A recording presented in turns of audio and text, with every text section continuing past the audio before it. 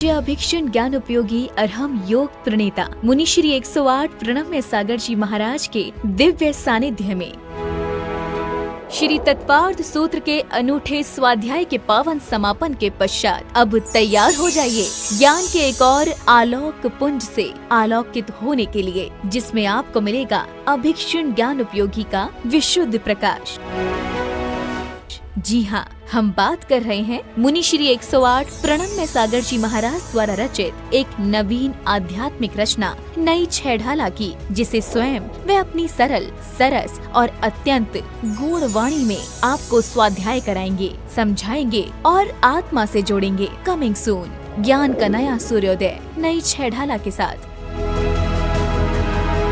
सिर्फ जिनवाड़ी चैनल पर।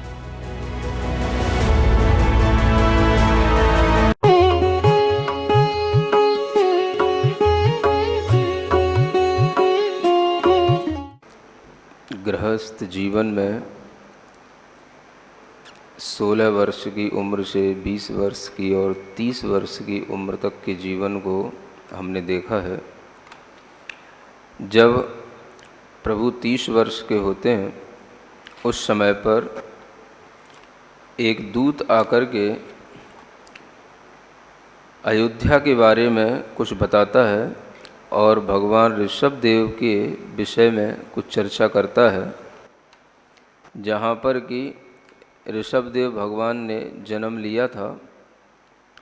उस अयोध्या का वर्णन करते हुए उन भगवान के मन में क्या विचार आता है, ये बात यहाँ आगे कही जानी है। मुनि दूत वचन वैरागे, निज मन प्रभु सोचन लागे। मैं इंद्रासन सुख कीजे, लोकोत्तम भोग नवीने। तब नृपति भई तह नाही, क्या होय मनुष्य पद माही। जो सागर के जल सेती, न बुझी तृष्णा तिश ऐसी। सो डाभ अनी के पानी, पीवन अब कैसे ज्ञानी। ईंधन सो आगि न धापे, नदियों नहीं समद समापे। यों भोग विषय अति भारी, तृपते न कभी तन धारी। जो अधिक उदय ये आवे, तो अधिक ही चाह बढ़ावे।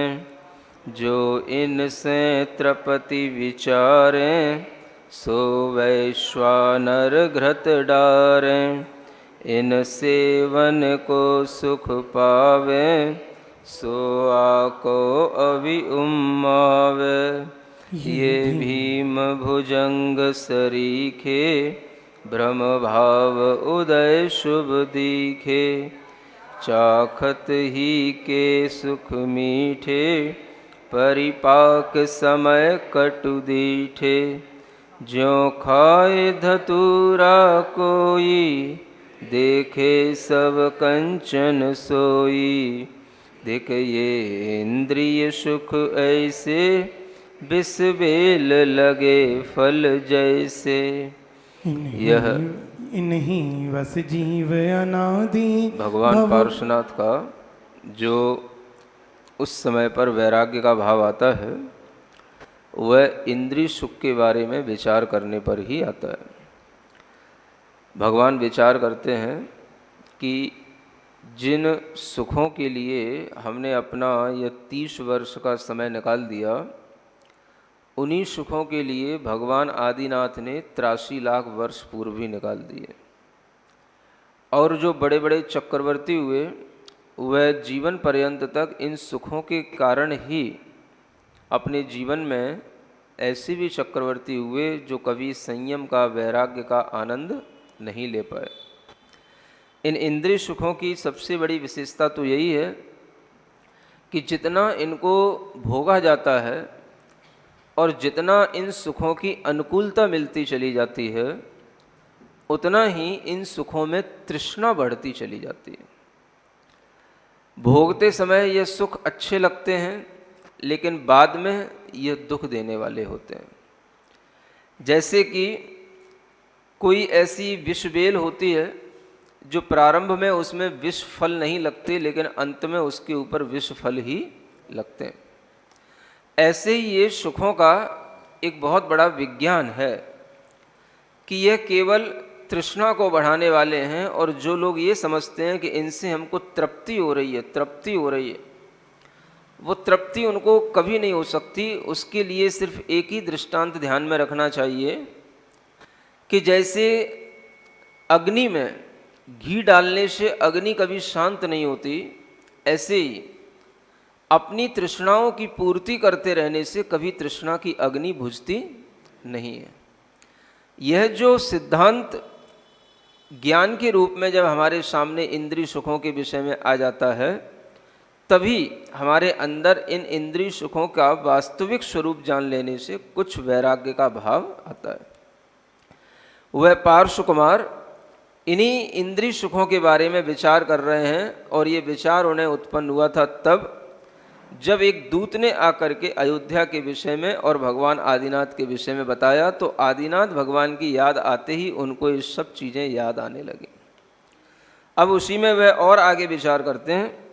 इन्हीं वस जीव अनादि भव भ्रामर भ्रमत सवादी, इन्हीं वस सीख न माने नाना विधि पातक ठाने, फिर जंगम जीव संहारे इनके बस झूठ उचारे, पर 84 चित लावे परतीय संग सील गम, परिग्रह तृष्णा विस्तारे आरंभ उपाधि विचारे, इत्यादि अनर्थ अलेखे करि घोर नरक दुख देखे, ये ही सुख पर्वत केरे जग फोरन वज्र बड़ेरे, ये ही सब दोष भड़ारे चुरावन हारे, मोही जन मोहे यों ही ये आदर जोग न क्यों ही,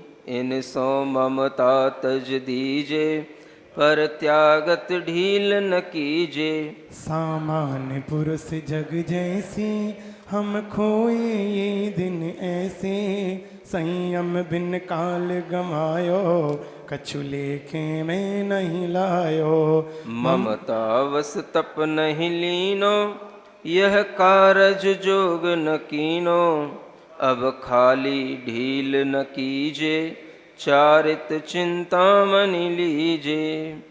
यह विचार होता है कि हमने अपने मोह के कारण से, अपनी ममता के कारण से, यह जो समय है, यह समय हमने एक सामान्य व्यक्तियों की तरह गुजार दिया, और हम तो विशिष्ट व्यक्ति थे।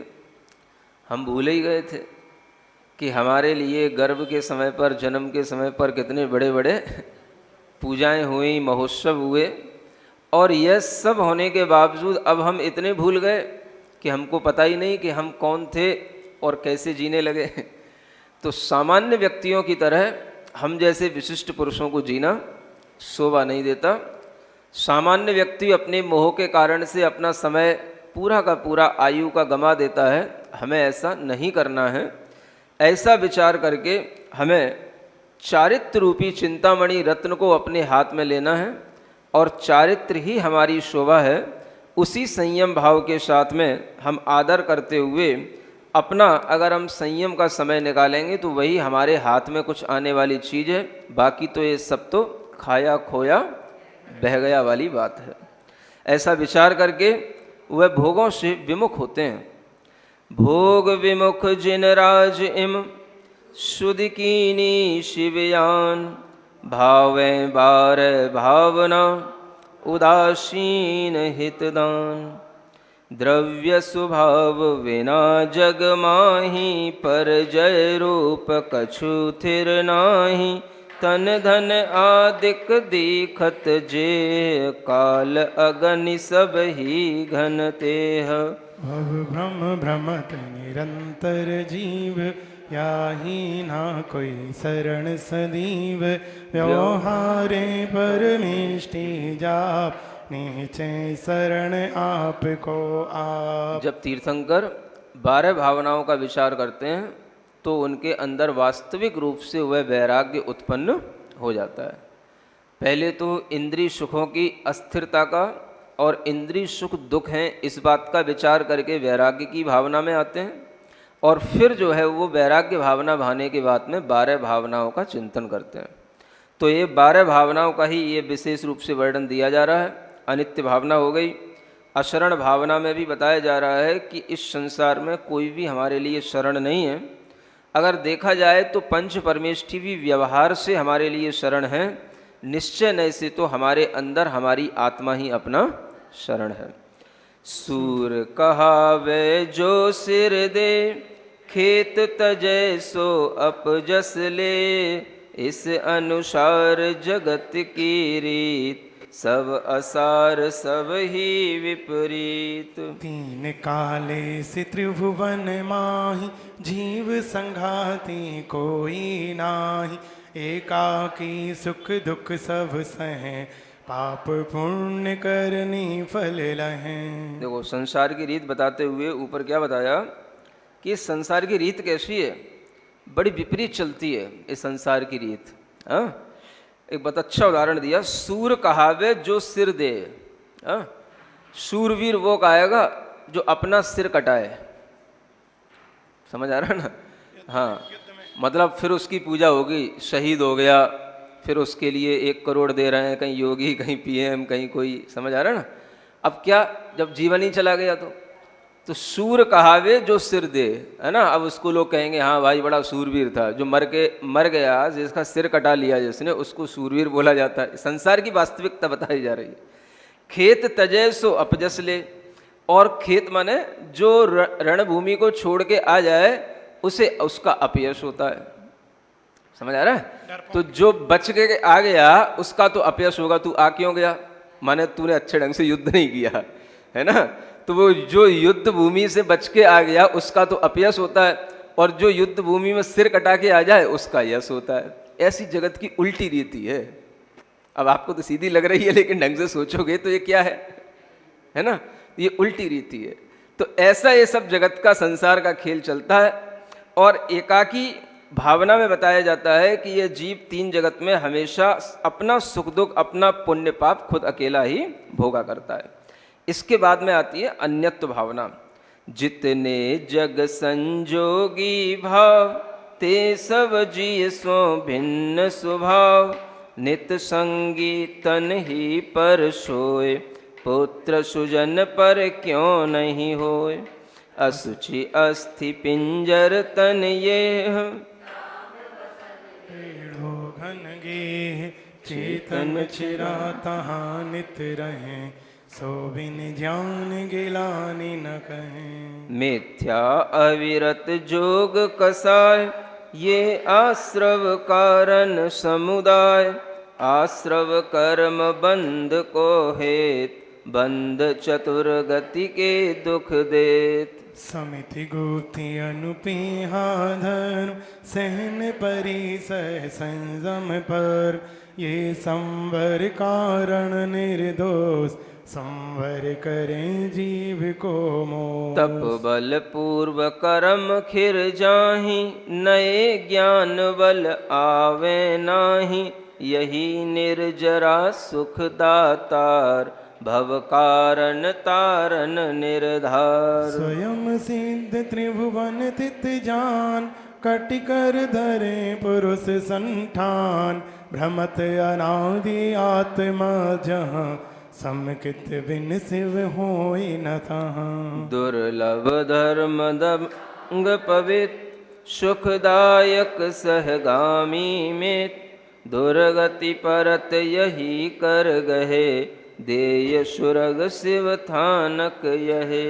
सुलभ जीव को सब सुख सदा, नवग्रीवक तई संपदा, बोध रतन दुर्लभ संसार, भव दरिद्र दुख में टनहार। ये 10 दोष भावना भाय, दृढ़ वैराग्य भये जिन राय, देह भोग संसार स्वरूप, सब असार जान्यो जग भूप। इतने लोकांतिक सुर आय, बहु पांजलि दे पूजे पाय, ब्रह्मलोक वासी गुण धाम, देव ऋषीश्वर जिनको नाम। अब देखो, भगवान को जब वैराग्य होता है, 12 भावनाएं जिस समय पर तीर्थंकर भाते हैं, उसी समय पर ब्रह्मलोक के जो देव होते हैं, जिन्हें लौकांतिक देव कहते हैं, है ना, ब्रह्मलोक में एक ऐसा स्थान इनके लिए अलग से होता है जहाँ पर यह देव लौकांतिक देव अलग से रहा करते हैं, है ना। इनकी कॉलोनी बिल्कुल अलग जगह बनी रहती है, जहाँ पर ब्रह्मलोक 5वें स्वर्ग के देव तो कल्पवासी देव कहलाते हैं, लेकिन सब लौकांतिक नहीं होते हैं। कुछ देव वहाँ पर अपने देवियों के साथ में रहते हैं, लेकिन जो लौकांतिक देव होते हैं वो देवियों से बिल्कुल ही रहित होते हैं। इन्हें देवों में देव ऋषि, ब्रह्म ऋषि कहा जाता है, और इनका जो है अलग ही स्थान ब्रह्मलोक में बना रहता है। तो वहाँ से ये देवलोक आते हैं, और ये केवल भगवान के वैराग्य की अनुशंसा के लिए ही आते हैं, और कभी नहीं आते हैं। ऐसे ये ब्रह्मलोकवासी देव उस समय पर आने लग जाते हैं।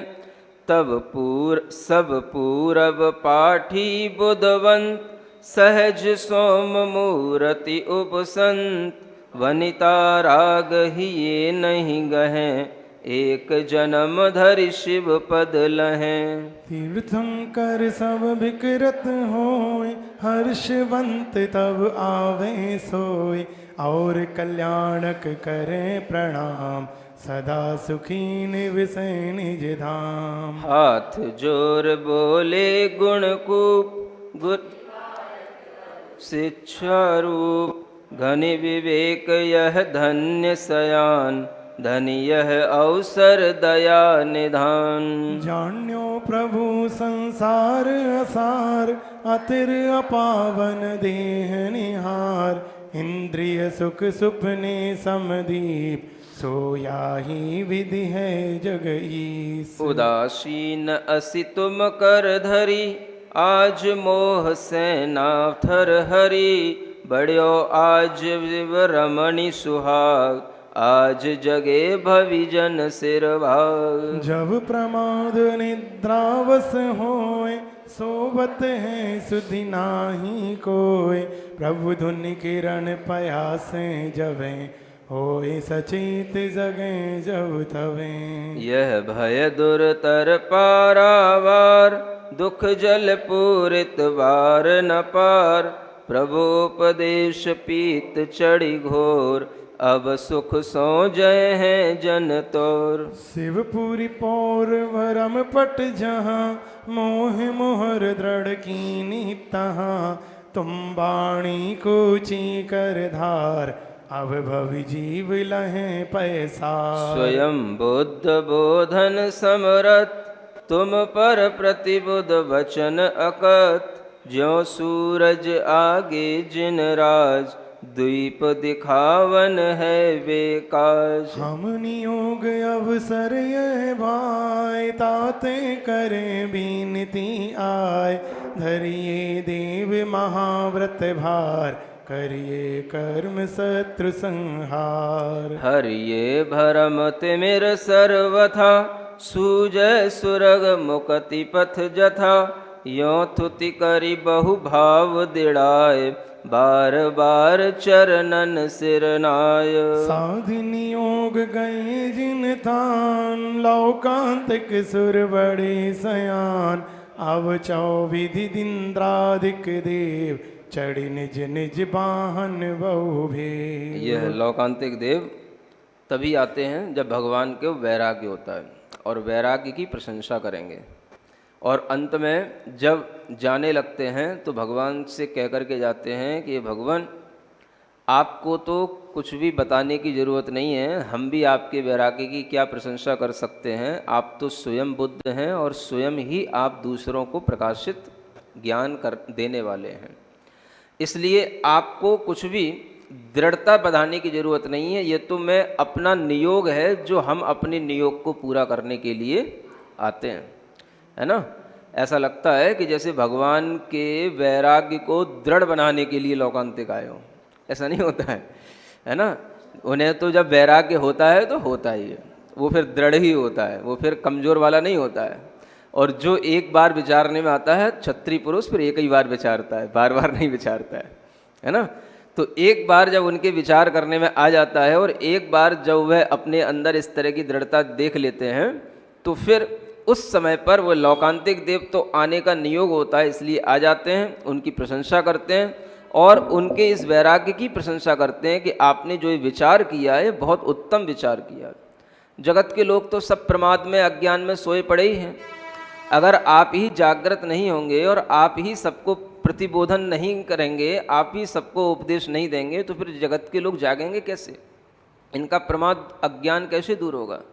तो यह आपके लिए बहुत ही अच्छा कार्य है। ऐसी प्रशंसा करने के लिए सिर्फ वो आते हैं और वो अपना इतना नियोग करके चले जाते हैं। उसके बाद में जो 4 निकाय के देव हैं अब वो आते हैं। ये तप कल्याणक की पूजा कहलाती है ना। तप कल्याणक को मनाने के लिए अब वह 4 प्रकार के जो देव हैं वो आने लग जाते हैं। हर्षित और परिवार समेत आए तृतीय कल्याणक हेत, सुरवनिता नाचे रस भरी, गावे मधुर गीत किन्नरी। बाजे विविध बजे तिसवार, करे अमर गण जय जयकार। सौखण कलश भरे सुर राय, विमल क्षीर सागर जल लाए। अब पाए हेमासन थापे जिन राय, उत्सव सहित नौन विदिताय। भूषण वसन सकल पहराय, चंदन चर्चित कीनी काय। ईश अवसर प्रभु सोहे, मोक्ष बधु बर दूल्हा जेम। करि वैराग वचन जिन तवे, प्रतिबोधि परिजन जन सवे। अति हठ सो समझाई माय, लोचन भरे वदन विलखाय। विमला नाम पालिकी साल, आनी इंद्र चढ़े जिन राज। पहले भूमि गोचरी राय, 7 पेड़ लीनी सुखदाय। फिर विद्याधर राजा रले, पेड़ 7 ही तेले चले। पीछे इंद्रादिक सुर संग, काये परि चले पुरसंग। ना अति निकट न दिशे दूर, नव मार्ग देखे जन भूर। यह जब भगवान को वैराग्य होता है तो सब देव देवियां आकर के हर्ष ही मनाते हैं। समझ आ रहा है? हाँ, उन्हें क्या दुख मनाने की ज़रूरत है? उन्हें तो जब भी कोई कल्याणक करना है, पूजा करना है तो भगवान के लिए, है ना, उत्सव ही मनाने आते हैं। अब देवियां आकर के उस अवसर पर भी नाचती हैं। समझ आ रहा है? ऐसा हो सकता है? आपके घर में किसी बच्चे को वैराग्य हो, बेटे को, और कोई आपके घर में आकर के, है ना, आपके ही सामने कहे बेटा बहुत अच्छा, और नृत्य करे, संगीत सुनाए, तो आप कहोगे यहाँ से भग जाओ। क्या समझ में आ रहा है? तुम्हें क्या पता मेरा बेटा है, मेरे से कितना इससे मोह है, और तुम यहाँ पर उसको और जो है उसका कहना चाहिए उसकी अनुमोदना करने के लिए आ गए हो। तो ऐसा समझो। अब ये देव देवियां लोग वहाँ पर जाकर के आनंद मनाते हैं, है ना। अभिषेक भी होता है। जैसे राज्य जब प्रदान किया जाता है, राजा जब राज सिंहासन पर बैठता है तब भी एक अभिषेक होता है, इसको बोलते हैं राज्याभिषेक, है ना। फिर एक अभिषेक होता है दीक्षा जब लेने जाते हैं तब, उसको बोलते हैं दीक्षाभिषेक, है ना। पूरे शरीर में चंदन लगा करके उस शरीर को जो है धुलाना, नहलाना, विलेपन लगाना। जैसे आप लोग जो है दूल्हा दुल्हन के लिए किया करते हो ना, जब वरना वरनी होते हैं तो उस समय पर, हाँ, तो ये भी आप लोग किया करते हो। ऐसे ही जो है पहले दीक्षा लेने से पहले भगवान के लिए सब साज श्रृंगार होता है, और जब साज श्रृंगार होकर के उनको सिंहासन पर बिठाया जाता है तो उस समय पर अपने परिजनों को वह समझाते हैं, है ना। अब उनका विवाह तो हुआ नहीं था, तो बेटे को राज्यभार देने का तो कोई काम है ही नहीं है। अब तो बस माता पिता हैं जो बगल बगल में खड़े होंगे, थोड़ा बिलख भी रहे होंगे। अब माँ का मन तो मान ही नहीं सकता ना, तो इसलिए लिखा भी है, अति हट सो समझाई माय, है ना। माँ को जो है बड़े हट से समझाना पड़ता है, सामान्य से तो नहीं समझेगी। वही माता जो पहले कहा करती थी क्या, कि सबसे बड़ा सत्पुरुष कौन है, जो जन्म लेकर के संयम धारण करे वही सत्पुरुष कहलाता है। जब माँ ने उत्तर दिया था ना, जब देवियाँ उससे प्रश्न पूछ रही थी, है ना, गर्भ में था जब यही बालक, तो आज जब उसी माँ के सामने देखने में आ रहा है कि मेरा ही बेटा यह विचार कर रहा है कि मुझे गृह त्याग करके जाना है और ये सब माता पिता को छोड़ के जाएगा, तो उस समय पर माँ की भी लोचन भरे बदन बिलखाए, है ना, आंखें भर जाती हैं, मुख जो है बिलखने लग जाता है, शरीर भी जो है मतलब एक तरह से तड़फने लग जाता है। लेकिन वह अपनी माँ को भी समझाते हैं, पिता को भी समझाते हैं, और परिजनों को और भी जो रिश्तेदार होते हैं, पुरजन होते हैं, सबसे बता करके, क्षमा कह करके और क्षमा लेकर के और सबको क्षमा करके इस तरह से वो प्रस्थान करते हैं। और जब वो प्रस्थान करते हैं तो उनके लिए इंद्र के द्वारा एक पालकी आती है। उस पालकी का नाम अलग अलग तीर्थंकरों के लिए अलग अलग बताया गया। पार्श्वनाथ भगवान की पालकी का नाम था विमला नाम पालकी साज।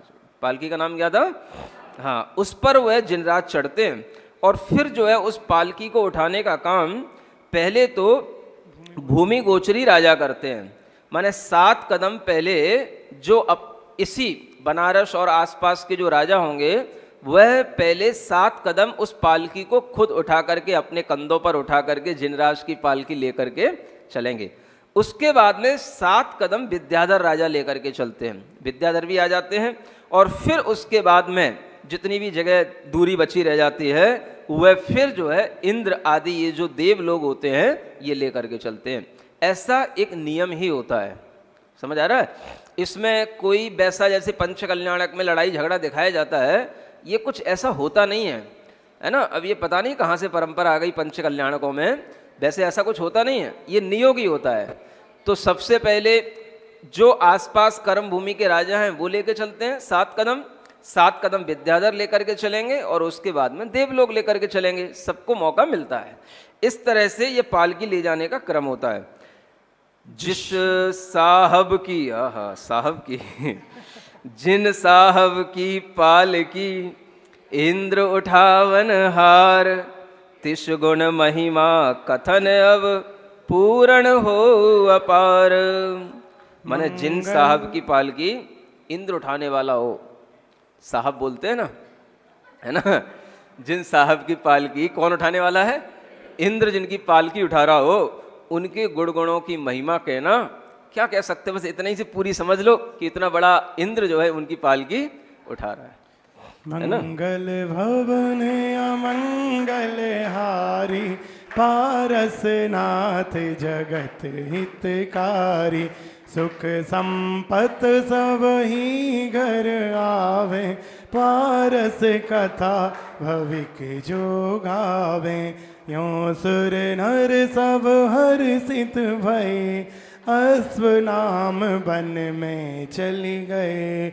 भड़ तरु तल सिला शुभ जहाँ, कीनो सची साथिया तहाँ। उतरे प्रभु अति उत्तम ठाम, शांत भयो कोलाहल ताम।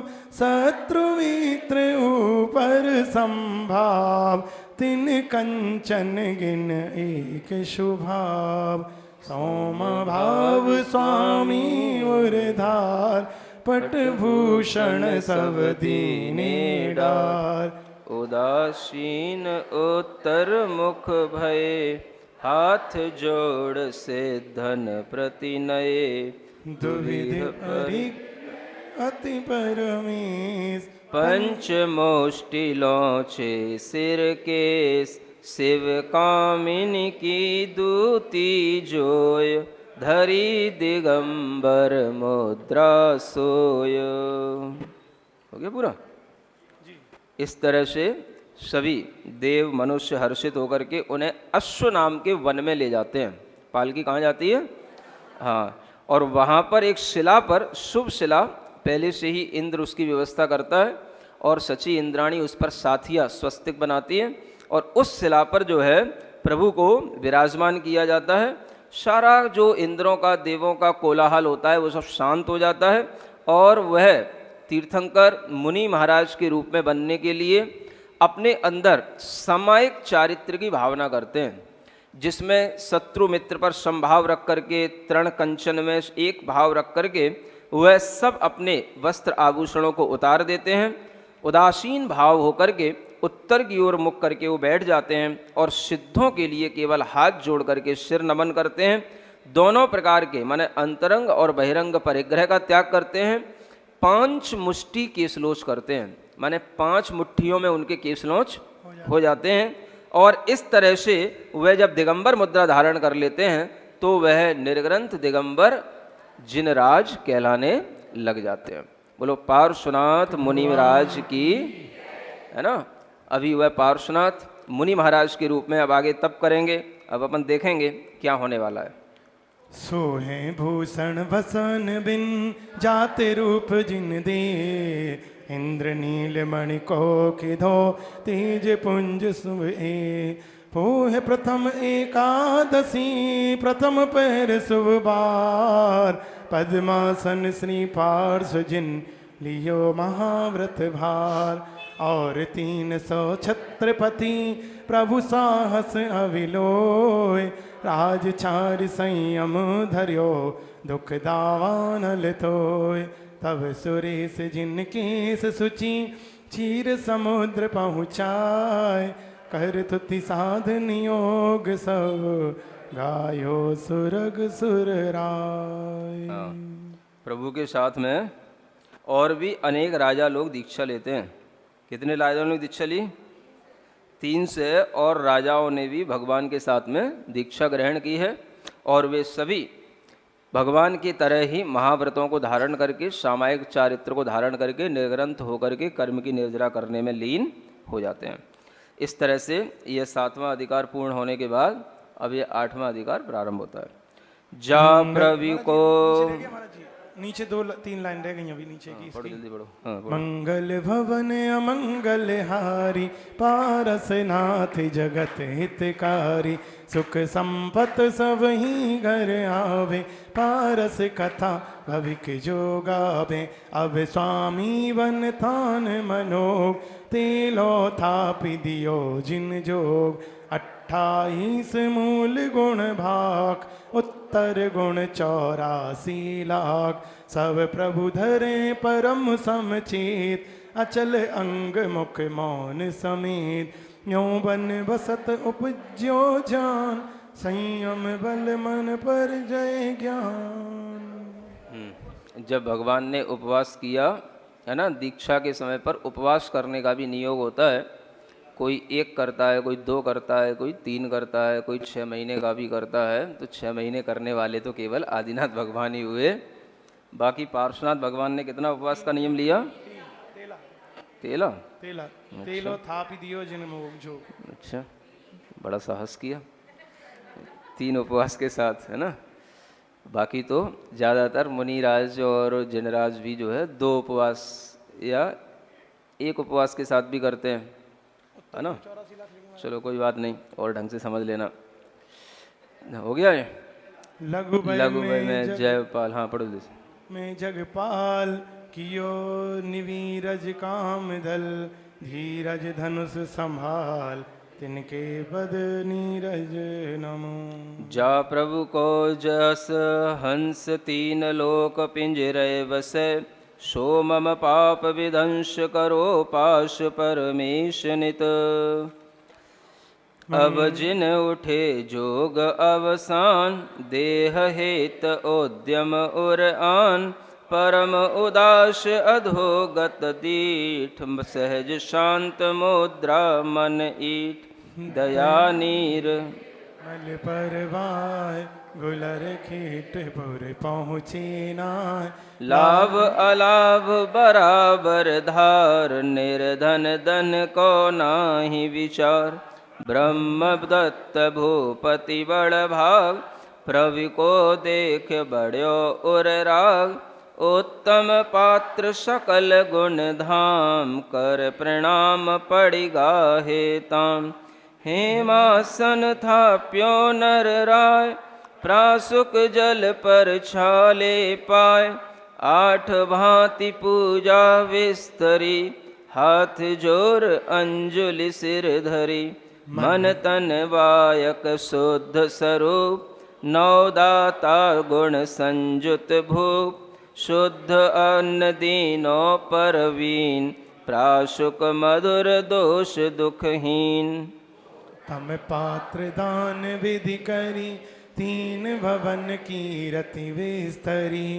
पंचाचरज भये नृपधाम, फिर स्वामी आए वन। करें घोर तप साधे जोग, दर्शन करत मिटे सब शोक। अचल अंग मुख सोहे मौन, एक चित्त निज पद चिंतन। ज्यों समुद्र जल विगत कलोक, अथवा सुर गिरि शिखर अडोल। तहाँ नीलमणि प्रतिमाए, यो अंग अकंप राजे जिन दे। प्रभु का उपवास होने के बाद में आहार होता है, और आहार लेने के लिए जब वह निकलते हैं तो उस समय पर उनके मन में ऐसा कोई भाव नहीं होता है कि मैं राजा के यहाँ ही आहार करूँगा। समझ आ रहा है? कुछ लोग अपनी बुद्धि से तथ्यों की गलत व्याख्या करते हैं। समझ आ रहा है? जो नियोग होते हैं या जो कार्य हमें बन जाते हैं, तो जो देखने वाले होते हैं वो अपने मन से कुछ भी सोचें। समझ आ रहा है? लेकिन जो सिद्धांत को जानने वाले होते हैं वो ये जानते हैं कि प्रभु के मन में इस तरह का कोई भी विचार नहीं होता। श्रावक देखेंगे, नगर के लोग देखेंगे, वो ये देखेंगे कि भगवान जा रहे हैं, आहार के लिए निकले हैं, पड़गाहन सभी लोग करेंगे, कोई किसी को रोकने वाला नहीं होगा। लेकिन जहाँ पर आहार हो गया तो वो वहीं पर आहार होने का समझो उसी का पुण्य है, उसी का नियोग है। तो जो शिष्ट जन होते हैं वो इस बात की प्रशंसा करते हैं कि प्रभु का आहार जहाँ हुआ है बहुत अच्छा हुआ, आहार निरंतराय हो, उत्तम आहार, उत्तम दान, उत्तम पात्र, इन सब की वह जय जयकार करते हैं।